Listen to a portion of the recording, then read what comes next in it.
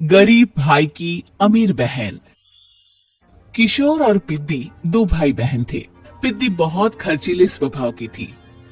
वो जितना कमाती अपने ऐशो आराम में पैसे उड़ा दिया करती।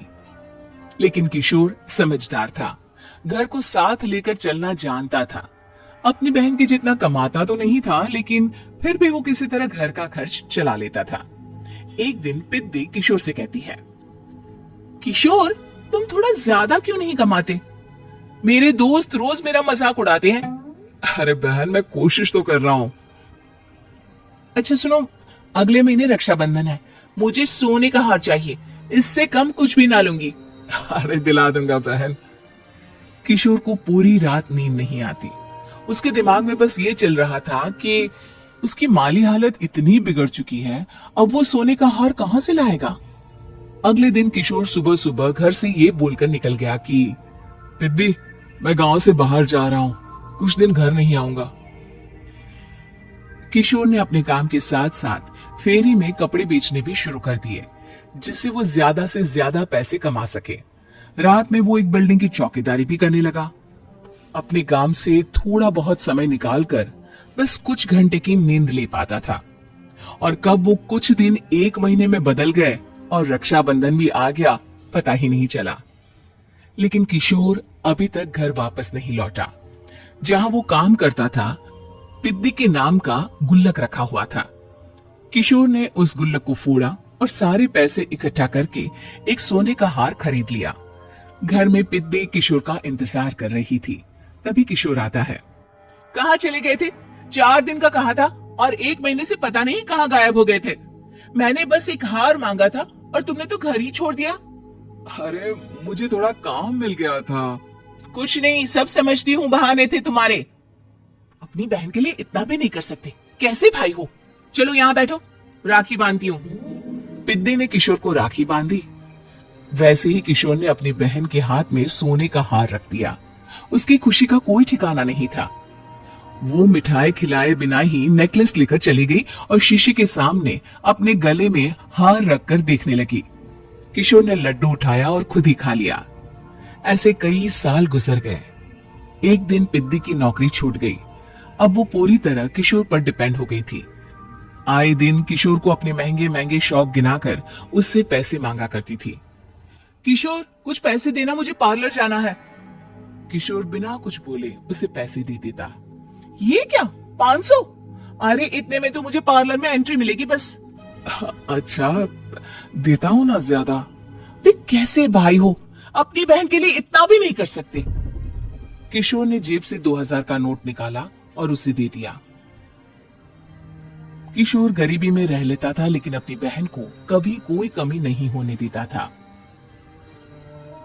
बेटा, पिद्दी तुम्हारी बहन है, उसे कभी किसी चीज की कमी मत होने देना और उसका ध्यान रखना, क्योंकि भाई का फर्ज होता है अपनी बहन का ध्यान रखना। किशोर ने माँ की कही ये बात हमेशा के लिए याद कर ली थी। शायद माँ की इसी बात की वजह से किशोर पिद्दी की हर जिद पूरी करता चला आ रहा था। किशोर, आज मैं अपने दोस्तों के साथ पार्टी करने जा रही हूँ, मुझे कुछ पैसे दो ना। किशोर पिद्दी को समझाता है, लेकिन पिद्दी नाराज होकर चली गई और अपने कमरे में सुबक सुबक कर रोने लगी। किशोर अपनी जेब से कुछ पैसे निकालता है और पिद्दी को दे देता है। किशोर खुद कभी अच्छे कपड़े नहीं पहनता, लेकिन पिद्दी को राजकुमारी की तरह रखता। पिद्दी के जाने के बाद किशोर अपने काम पर निकल गया। एक तरफ पिद्दी अपने दोस्तों के साथ मस्ती कर रही थी, तो वहीं दूसरी तरफ किशोर पैसे कमाने के लिए कड़ी मेहनत कर रहा था। कुछ और दिन ऐसे ही बीत गए। एक दिन पिद्दी एक लड़के को लेकर घर आई और उसे किशोर से मिलवाया। किशोर, मुझे इस लड़के से शादी करनी है, लेकिन इनके मम्मी पापा बोल रहे हैं कि उनको दहेज में एक कार चाहिए, तभी वो मेरा और पंकज का रिश्ता कबूल करेंगे। लेकिन बहन, कार खरीदना कोई सब्जी खरीदने के बराबर तो नहीं है। अरे कैसे भाई हो तुम, अपनी बहन के लिए इतना नहीं कर सकते? देखो, मैं ज्यादा इंतजार नहीं कर सकती, तुम्हें 1 साल में मेरे लिए कार खरीदनी ही होगी। अच्छा पंकज, एक काम करो, कल तुम अपने माता पिता को घर बुला लो, मैं उनसे तुम्हारे और पिद्दी के रिश्ते की बात कर लेता हूँ। अगले दिन किशोर के छोटे से घर में पंकज और उसके माता पिता आते हैं। बेटा, तुम्हारी बहन ने हमारी शर्त तो बता ही दी होगी। जी। बेटा, तुम तो इतने छोटे घर में रहते हो, दहेज कहां से लाओगे? मैं अपनी बहन की खुशी के लिए सब कुछ कर सकता हूँ। पंकज और पिद्दी का रिश्ता तय हो जाता है। किशोर अब अपनी क्षमता से 4 गुना ज्यादा काम करने लगता है। सुबह सबके घरों में न्यूज़पेपर फेंकता, दिन में मजदूरी करता और रात में चौकीदारी करता। खूब मेहनत करके किशोर ने अपनी बहन की शादी के लिए पैसे जुटा लिए। उसने अपनी बहन के लिए कार खरीद ली। जब वो पिद्दी के ससुराल वालों से मिलने गया तो उन्होंने किशोर से और पैसों की मांग की। इस बार किशोर हार चुका था। पिद्दी माफ करना, मैं तुम्हारी शादी उस लड़के से नहीं कर सकता। वो लालची लोग हैं, उन्हें सिर्फ पैसों से मतलब है। देखो किशोर, मैं पंकज से ही शादी करूंगी। क्योंकि पिद्दी ने तो किशोर की बात न मानने की जैसे कसम खा रखी थी। किशोर ने पंकज को घर बुलाया। पंकज, तुम अपने माता पिता को समझाते क्यों नहीं हो? भैया, वो हमारी शादी के लिए मान गए, मेरे लिए तो यही बहुत बड़ी बात है।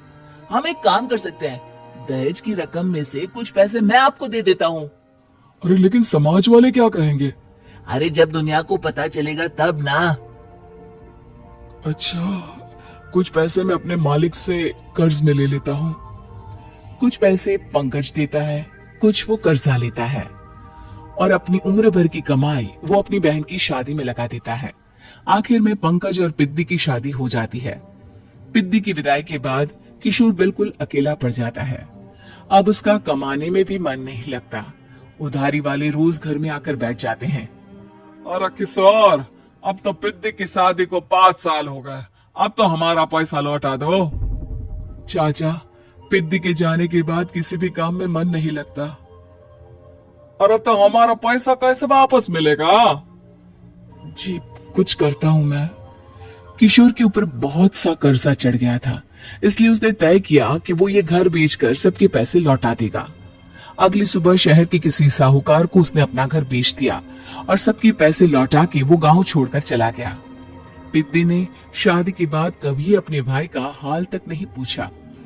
किशोर को फर्क नहीं पड़ता था। बस ससुराल में उसकी बहन खुश है, ये जानकर उसे खुद की खुशी मिलती थी और ये सोचकर कि उसने मां से किया हुआ वादा पूरा कर दिया।